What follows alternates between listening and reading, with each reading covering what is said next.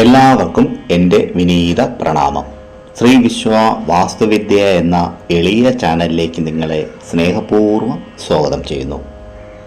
സാമൂഹിക സാമ്പത്തിക ഘടകങ്ങൾ, കാലാവസ്ഥ വ്യത്യാസ പ്രഖ്യാതങ്ങൾ, പിന്തുണയുടെ അഭാവം, അപര്യാപ്തമായ നിർദ്ദേശങ്ങൾ, മോശം പഠനാന്തരീക്ഷം, വിഭവങ്ങൾ അതായത് പഠന സാമഗ്രികളുടെ അഭാവം, പഠന വൈകല്യങ്ങൾ, നെഗറ്റീവ് വിചാരങ്ങൾ, പഠനത്തിൽ ശ്രദ്ധ കേന്ദ്രീകരിക്കാനുള്ള കഴിവ് ഇല്ലായ്മ, ആത്മവിശ്വാസ കുറവ്, പ്രചോദനത്തിൻ്റെ അഭാവം, പരാജയ ഭീതി എന്നിവയാണ് പ്രധാനമായും വിദ്യാഭ്യാസ തകർച്ചയ്ക്കുള്ള കാരണങ്ങൾ.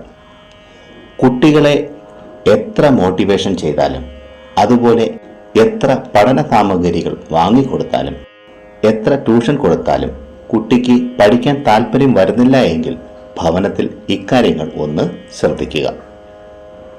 ആദ്യം പഠനത്തിന് തടസ്സമായി നിൽക്കുന്ന ചില വാസ്തുദോഷങ്ങൾ ഏതൊക്കെയെന്ന് പറയാം. സർവപ്രധാനമായി വടക്ക് കിഴക്ക് ദിശ. വടക്ക് കിഴക്ക് ദിശയിലെ ചില പോരായ്മകൾ, അതായത് ദോഷങ്ങൾ വരുത്താനുള്ള നിർമ്മിതിയോ അതുമല്ലെങ്കിൽ പ്രവർത്തനങ്ങളോ ഇങ്ങനെ ഉണ്ടെങ്കിലും കുട്ടികളുടെ വിദ്യാഭ്യാസത്തിന് കാര്യമായി ബാധിക്കും. അത് ഏതൊക്കെയെന്ന് നോക്കാം. വടക്ക് കിഴക്ക് ദിശയെ സ്റ്റോർ മുറിയായി ഉപയോഗിച്ചാൽ, അതുപോലെ വടക്ക് കിഴക്ക് ദിശയിൽ ടോയ്ലറ്റ് അതുപോലെ സെപ്റ്റിക് ടാങ്ക് ഉണ്ടായാൽ കുട്ടികളുടെ വിദ്യാഭ്യാസത്തെ കാര്യമായി ബാധിക്കുന്നതാണ്. വടക്ക് കിഴക്ക് ദിശയിലെ അടുക്കള കുറേയേറെ വാസ്തുദോഷങ്ങൾ വരുത്തി വയ്ക്കുന്നതാണെങ്കിലും വിദ്യാഭ്യാസത്തെ ഈ ദോഷം ബാധിക്കുകയില്ല. അതുപോലെ വീടിൻ്റെ തെക്ക് ദിശയിൽ ടോയ്ലറ്റ് ഉണ്ടെങ്കിൽ പഠനത്തെ ബാധിക്കാറുണ്ട്. എങ്ങനെയെന്നാൽ ഇവിടുത്തെ ടോയ്ലറ്റ് വിശ്രമത്തെ അഥവാ ഉറക്കത്തെ തടസ്സപ്പെടുത്തുന്നു. നല്ല ഉറക്കം ലഭിച്ചില്ല എങ്കിലും പഠനത്തെ കാര്യമായി ബാധിക്കാറുണ്ട്. തെക്ക് പടിഞ്ഞാറിനും പടിഞ്ഞാറിനും ഇടയിലുള്ള ദിശ, അതായത് വെസ്റ്റ് സൗത്ത് വെസ്റ്റ് എന്ന ദിശയിൽ ടോയ്ലറ്റ് ഉണ്ടെങ്കിൽ വിദ്യാഭ്യാസത്തെ കാര്യമായി ബാധിക്കാറുണ്ട്. വരാഹ മിഹിരാചാര്യൻ എഴുതിയ വിശ്വകർമ്മ പ്രകാശ് എന്ന ഗ്രന്ഥത്തിൽ നൈരുത്യാമ്പുവയോർ മധ്യേ വിദ്യാഭ്യാസ മന്ദിരം എന്നാണ് പറഞ്ഞിരിക്കുന്നത്.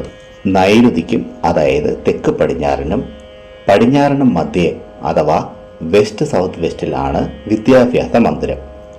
ഈ ഭാഗത്തുള്ള വാസ്തുദോഷങ്ങൾ അഥവാ സെപ്റ്റിക് ടാങ്ക്, ടോയ്ലറ്റ്, സ്റ്റോർ മുറി എന്നിവ ഉണ്ടെങ്കിൽ കുട്ടികളുടെ വിദ്യാഭ്യാസത്തെ കാര്യമായി ബാധിക്കാറുണ്ട്.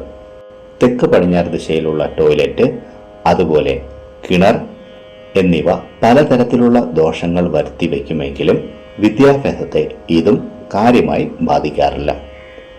ഒരു കാര്യം പ്രത്യേകം മനസ്സിലാക്കുക, 4 മൂലകളും 4 ദിശകളുമല്ല വാസ്തുശാസ്ത്രത്തിലുള്ളത്. തുല്യങ്ങളായ 16 ദിശകളുണ്ട്. ഇതിനെപ്പറ്റിയെല്ലാം വിസ്താരത്തിൽ മുമ്പുള്ള വീഡിയോകളിൽ പറഞ്ഞിരുന്നു. ഇനി അടുത്തത്, കുട്ടികളെ ഏത് ദിശയിൽ, അതായത് 16 ദിശയിൽ ഏതൊക്കെ ദിശയിൽ ഇരുത്തി പഠിപ്പിക്കാൻ പാടില്ല എന്ന് പറയാം. കുട്ടികളെ തെക്കിനും തെക്ക് പടിഞ്ഞാറിനും ഇടയിൽ, അതായത് സൗത്ത് സൗത്ത് വെസ്റ്റിൽ, അതുപോലെ കിഴക്കിനും തെക്ക് കിഴക്കിനും ഇടയിൽ, അതായത് ഈസ്റ്റ് സൗത്ത് ഈസ്റ്റിൽ, അതുപോലെ പടിഞ്ഞാറിനും വടക്ക് പടിഞ്ഞാറിനും, അതായത് വെസ്റ്റ് നോർത്ത് വെസ്റ്റിൽ, അതുപോലെ വടക്ക് പടിഞ്ഞാറിനും വടക്കിനും ഇടയിൽ, അതായത് നോർത്ത് വെസ്റ്റിൽ. നോർത്ത് വെസ്റ്റിനെ രതിഗേഹം എന്നാണ് വാസ്തുശാസ്ത്രത്തിൽ പറയുന്നത്. ഇവിടെ ഇരുന്ന് പഠിക്കാൻ നോക്കിയാൽ എന്താണ് മനസ്സിൽ വരുന്നതെന്ന് പ്രത്യേകം പറയണ്ടല്ലോ.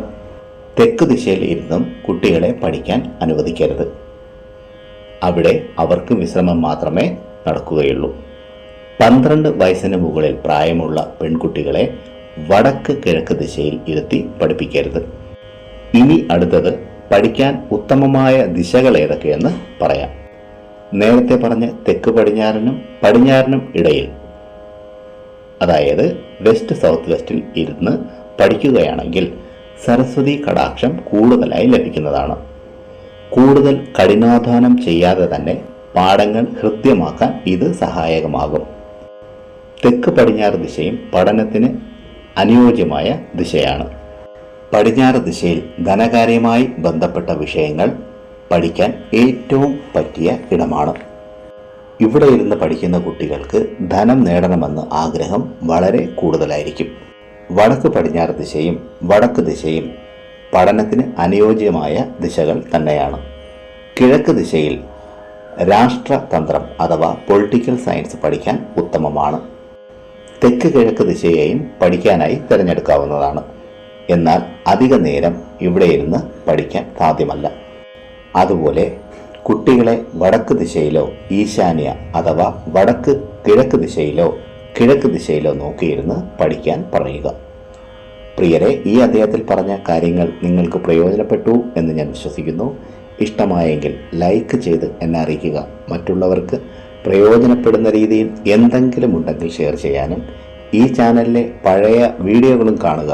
പിന്നെ ഞാൻ എപ്പോഴും പറയുന്നത് പോലെ സത്യസന്ധമായ യഥാർത്ഥ വാസ്തുവിദ്യ രഹസ്യങ്ങളും സനാതനധർമ്മത്തിലെ സാധന ഉപാസന മന്ത്രരഹസ്യങ്ങളും ഹസ്തരേഖ വിജ്ഞാനവും സാമൂതിരിക ശാസ്ത്ര രഹസ്യങ്ങളും അറിയാനായി നിങ്ങൾ ഈ ചാനൽ സബ്സ്ക്രൈബ് ചെയ്യുക. നിങ്ങൾക്കെല്ലാവർക്കും സർവേശ്വരൻ്റെ അനുഗ്രഹം ലഭിക്കാനായി ആത്മാർത്ഥമായി പ്രാർത്ഥിച്ചുകൊണ്ട് നിർത്തുന്നു.